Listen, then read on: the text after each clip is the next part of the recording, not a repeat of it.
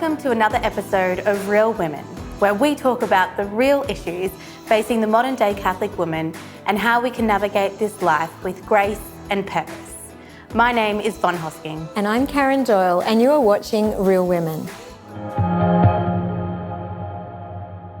On today's episode of Real Women, we're going to be exploring how, as women, we can discover and step into our unique gifts, our mission, and our purpose in life. It's so important to actually identify our mission and purpose, because I feel so many women find themselves lost in this place of restlessness when they don't actually know what is it.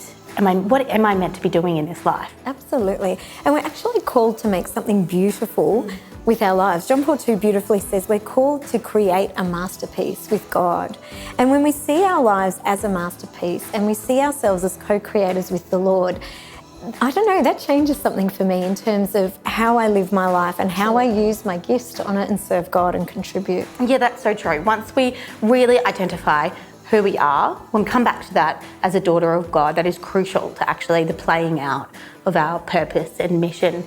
I think what the real obstacle is once we do know that, we're formed in our faith, we know what our interests are and we can identify our desires for our life, but how do we actually form that into a purpose, a mission for our life? And we're going to actually unpack that further today, a real practical journey.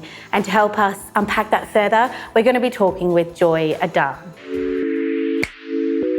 Join us on a journey of creativity and community as we explore the artistry and passion of Joy Adan. Hailing from Western Sydney, Australia, Joy is a gifted writer, calligrapher, and watercolour artist with a unique and inspiring perspective on life.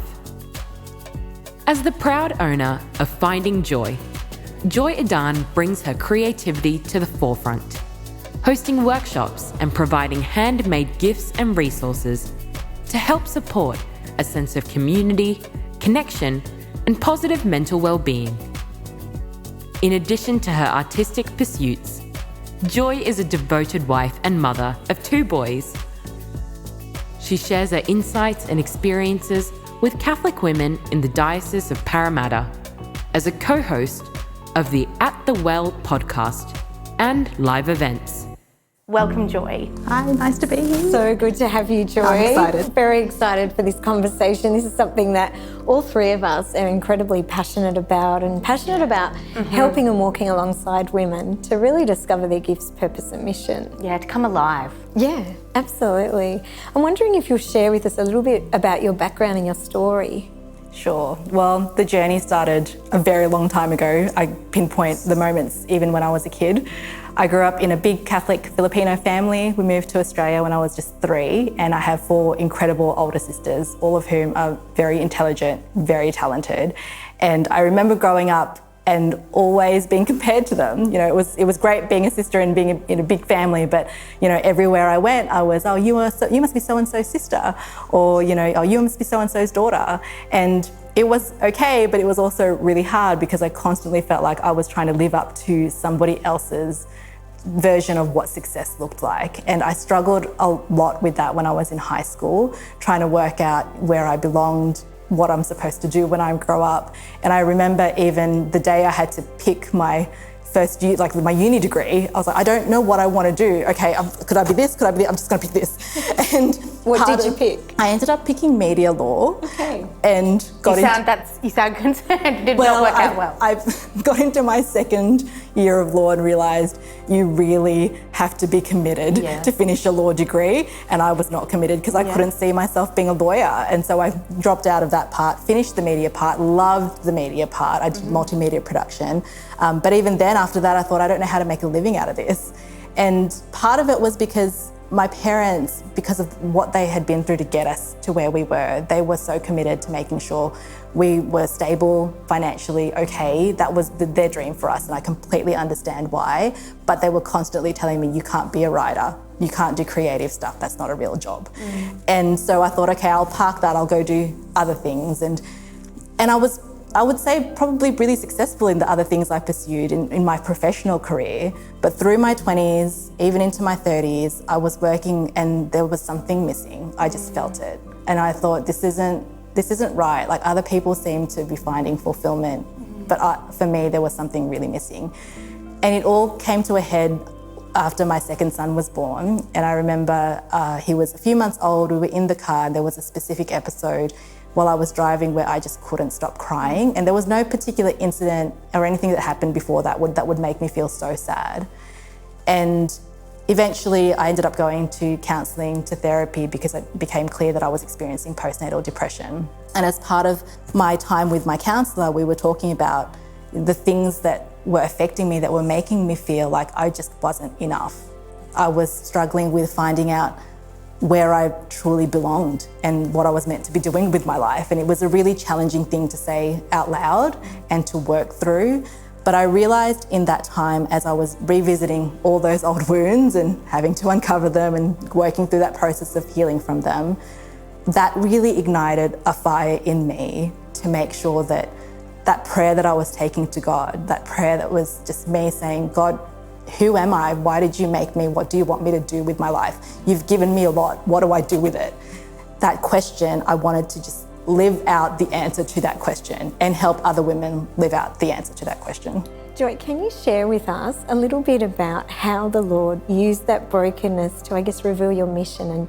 And you talked about creativity and not really thinking that was a way you could earn money or the way that you could live, but that's really what you're doing now. When I started going to therapy after the birth of my second son, one of the things that the counsellor encouraged me to do was try to find some time just for myself, which, if you're either working and or a parent, sounds virtually impossible.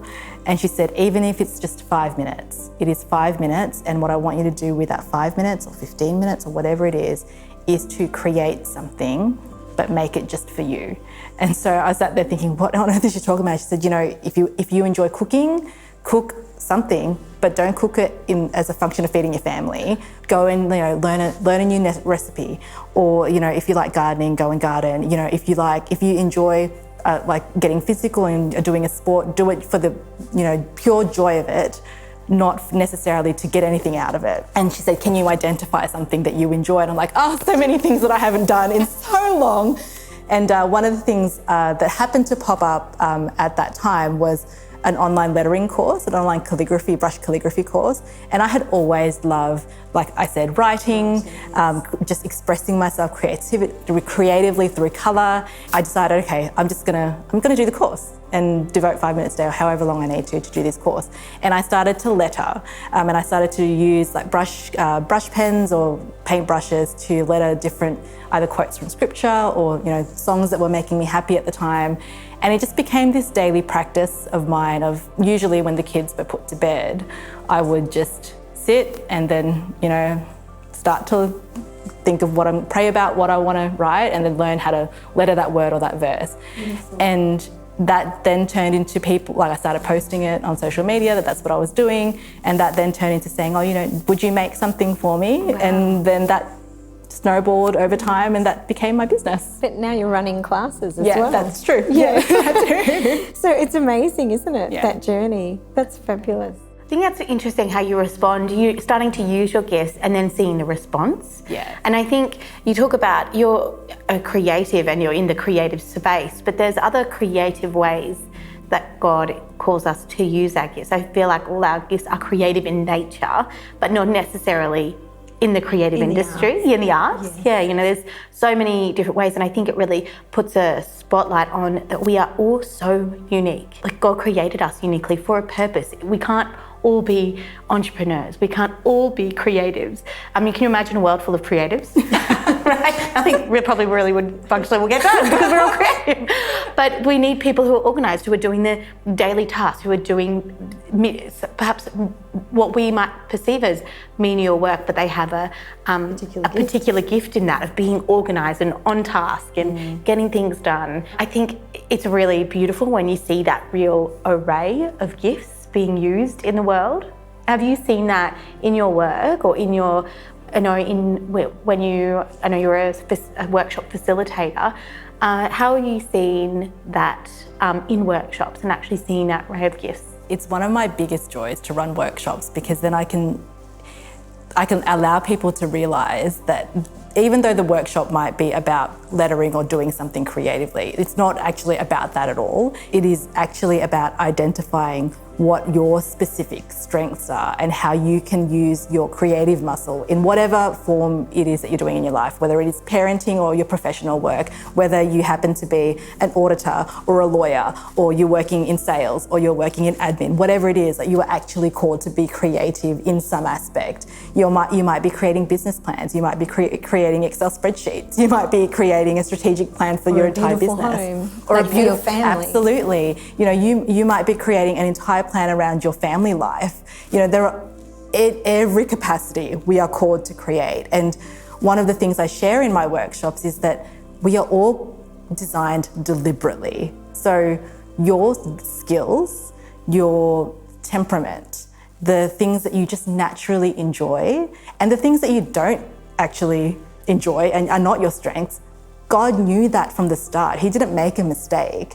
And so how do you find that? How do you hone in on that? How do you then harness that, grow that, nurture that, so then you are actually living your best life and able to exercise all those amazing things where God put you?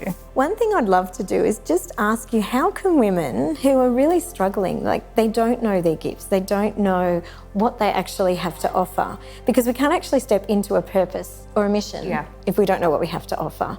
So how can women actually, I guess, discover that?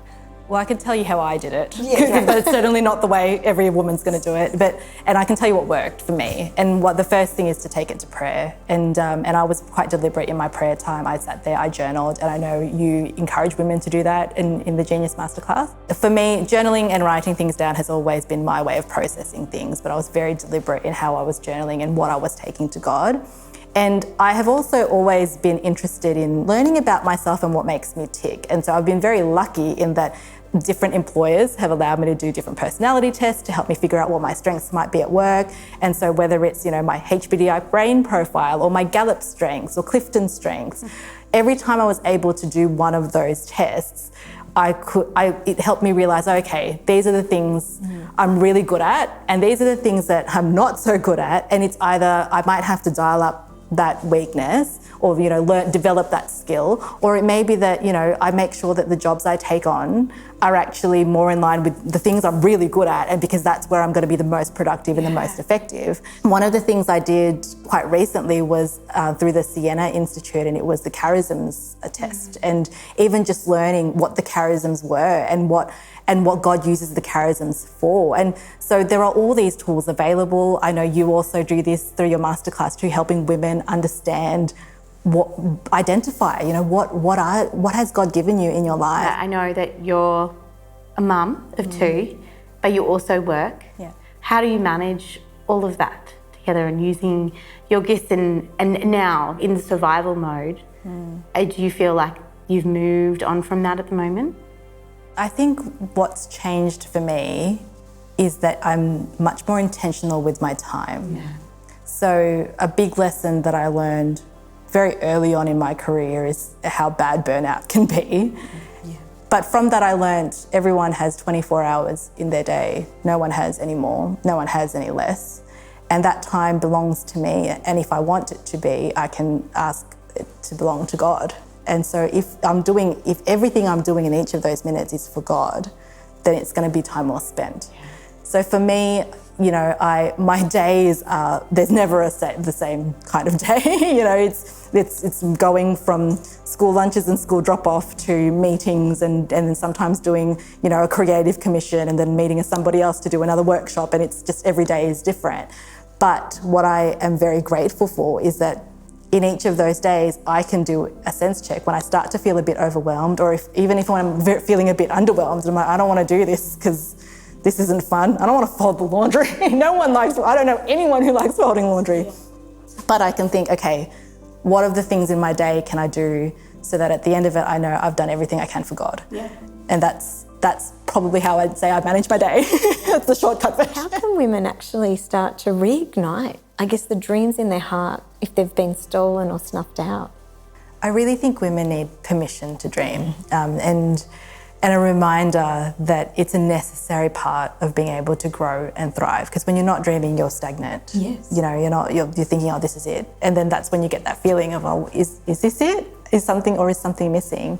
And I learned really that it's like a muscle. That dreaming is like a muscle where if you've not done it in a long time, or if you've never been able to because you were never given permission to, it's not something that you can do really well, really quickly. It's something that you have to strengthen and practice and get good at. And, you know, part of my process was being able to talk about it, you know, having a safe person or safe people that I could, you know, start to share those crazy dreams with and those hopes with. You know, it might be my counsellor, sometimes it was my husband, sometimes it was close friends.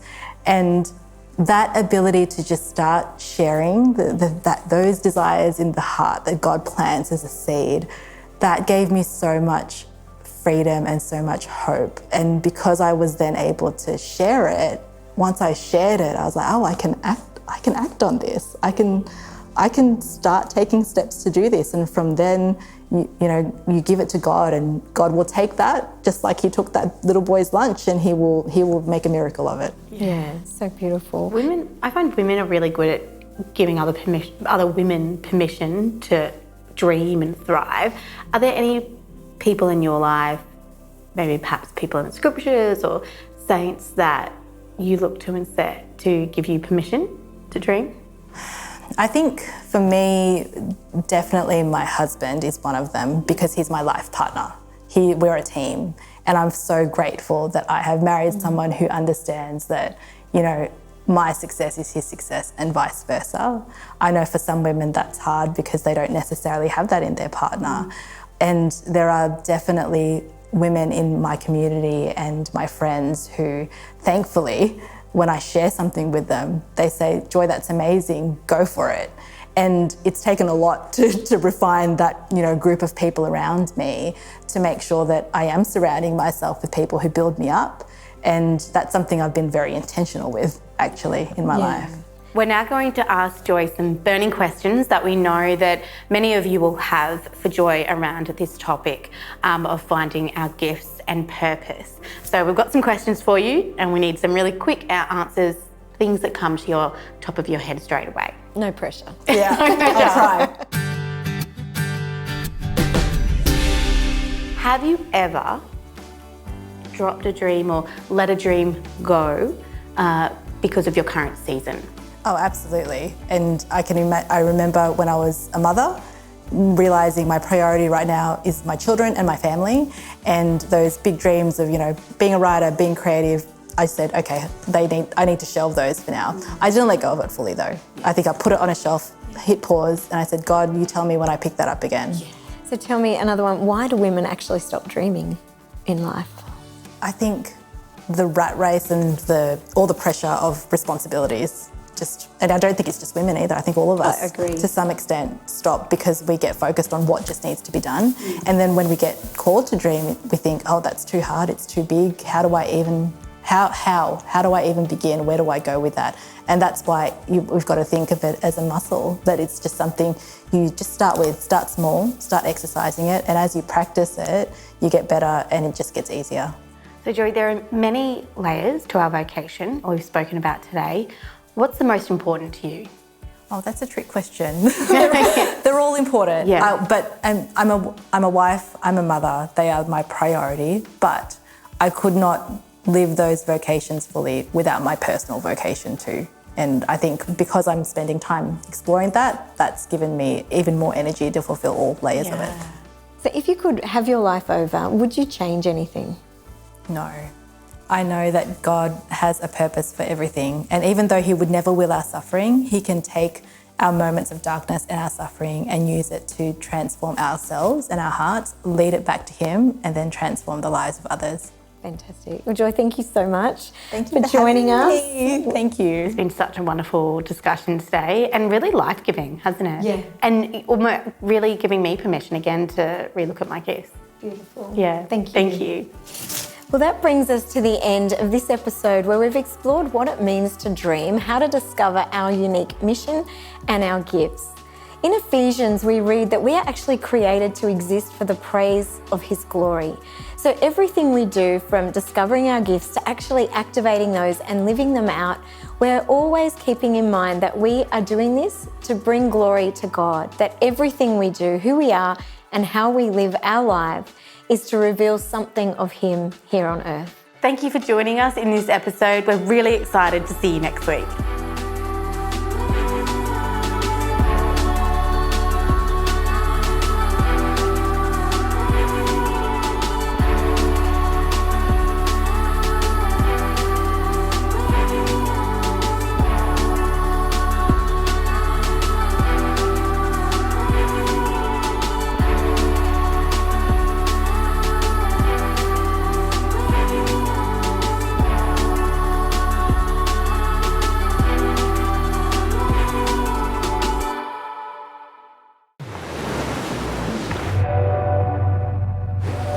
Are you searching for answers?